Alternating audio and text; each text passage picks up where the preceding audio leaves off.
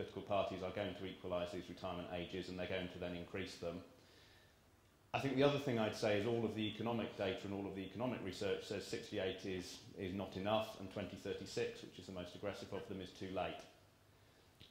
We suspect that what we will see is a raise to 70, and we'll see it sooner than either of the two parties are talking about. I talked about incentivisation of saving, and I think tax relief on pensions is an important issue. Again, a personal view which I think is pretty easy to support is that the value of that tax relief has been eroded over the last 15 years.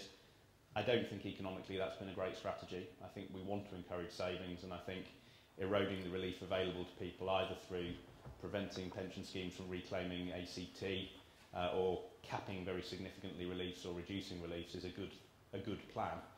I think it's politically relatively acceptable because I think most people don't focus on the tax relief on their pension, they focus on their income tax bill. So I think politically it's quite an acceptable tool, but economically I don't think it's a good long-term answer. There's a reasonable amount of talk about the age 75 rule. I'm guessing most people would expect me as the CEO of an annuity company to say it's a great thing and it should stay. I'm not going to do that, actually. I think the age 75 rule for most of the population is an irrelevance. I think if you look at the data that Colette presented, 63% of people, I think it was, had a pension pot under £20,000. They're not planning their retirement around going into drawdown and managing a decumulation process, as you guys will know. I actually think at Partnership we're fairly supportive of changes to the age 75 rule. We would think a more sensible structure would be a minimal level of annuitisation to make sure people are kept off the state benefit system, and then increase flexibility for people to decumulate in a way that meets their lifestyle and the needs. Moving on to the Personal Accounts Delivery Authority, again, we're probably slightly out of line with much of the industry. We think this is a good thing. We think anything that encourages people to save, and ultimately that's what PADA does, whether they know it or not, is actually a good thing.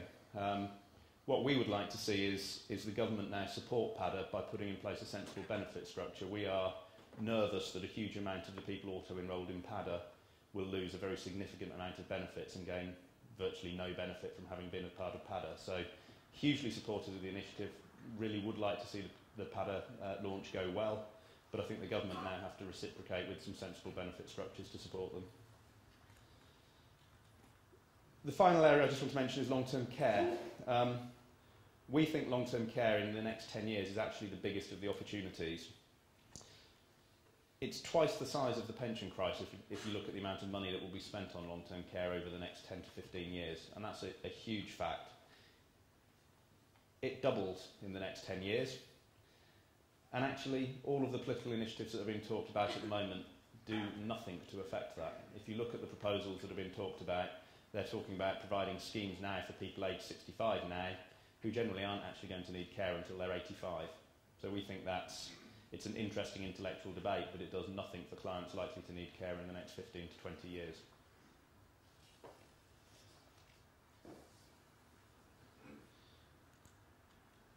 One of the things I talked about earlier was the transferring of risk, and I think if you look at the transferring of risk, one very obvious place to look is what business has done. Defined benefit schemes have been absolutely savaged over the last 10 to 15 years as companies look to push risk back to individuals. Some of the stats that I went and found when I dug around on this, 81% of all schemes are now closed. Of the remaining 19% that are still open, 7% are currently under review, and 6% are in the process of being restructured to significantly reduce benefits. If you look at the FTSE 100, a little survey that we had done, there are 3 open defined benefit schemes now in the top 100 companies in the UK. And to be honest, if any of the companies in the UK can afford defined benefit schemes, it would be at the top end of the scale where they have very significant earnings and ability to withstand some variations. So I think there's a clear model there for pension risk being transferred back to individuals. As I say, I expect to see the state to start looking at some way of transferring risk back to individuals. I think where business is behind the curve is addressing the workplace challenges that come with an ageing workforce. You do need to manage an ageing workforce differently. It needs generally increased flexibility. You need to be more open-minded about working arrangements. And I think companies over the next 10 years will need to focus at getting better at retaining their older and skilled workers. I also think companies need to think more about adapting for people to a phased retirement model. We still have really a kind of normal retirement age model and people full-time one day and gone the next day in the UK. We've started to see change in that. Colette mentioned there's 1 million people aged 65 plus working. We've got to turn that into something much more formal that actually works for both sides, and that's something I think is a challenge for business over the next decade.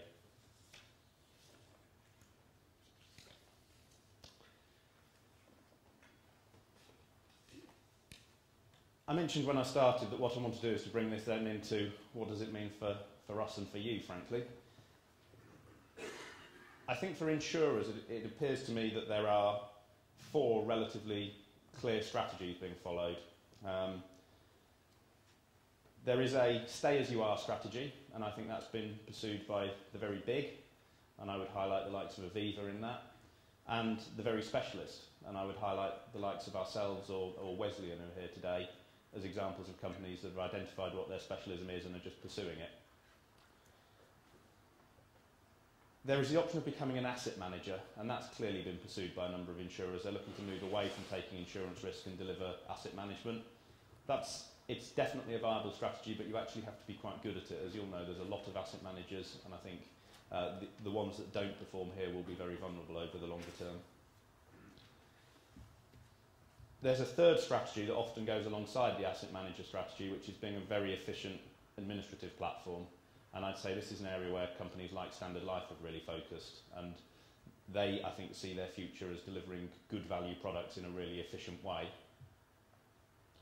The final group is what I call the victims, and effectively they're the people I see being closed and consolidated, and I think we will see more of that. I think Resolution has started the ball, and I see that Friends Provident Resolution group moving forward and acquiring a number of companies that don't have a clear strategy and a clear message to shareholders over the coming years. Interestingly, I think the picture is a lot less clear for advisors. I think it's much easier to identify what the strategy is for insurers. I think the first thing that you'd have to say about the coming years for advisors is RDR is coming. I have no doubt in my mind it will come, and it will come in something significantly close to the current form. I have no doubt that will hit the numbers of advisors active in the market as well. But I don't think it will be anything like the hits that this market's withstood in the past. And one stat we looked at when we were looking at the implementation of significant regulation in the past was what happened in 1988 when the regulation of financial advice was properly introduced. We saw a fall in registered advisory firms at that point from 300,000 to around 60,000. And I think if you look at the context of that, what it suggests to me is what we'll see from RDR is we will see the people who are small, probably turning over as more a lifestyle business than a serious business, and reaching retirement maybe won't bother. But we believe that the future for core IFAs who are committed to the IFA model is actually very bright. We think this market has withstood a lot of change in the past. Having said that, we think that IFAs do have to think about their strategy here. We think there is a very viable strategy for high-quality professional advisors. We've done some work with an IFA firm, and we've looked at this consumer-agreed remuneration model, and we've put in some very, very strong financial control to understand what we can deliver and where the costs went. And actually, what we found, which is, I guess, was a slight surprise to us, is advisors can deliver very high-quality advice, and we only use chartered advisors in this pilot, and we try to deliver very low-cost, high-quality advice in an efficient way by investing in technology and in the advice process and the support to it, and you can deliver really good advice at a rate that customers actually think is good value. For the pilot we did, it fell down actually because we did the pilot on annuities, and none of the insurance companies could send the seeding scheme checks across, so we were then being chased 4 or 5 times over a period of months, and actually the admin costs in handling all of those calls caused us big problems on this model.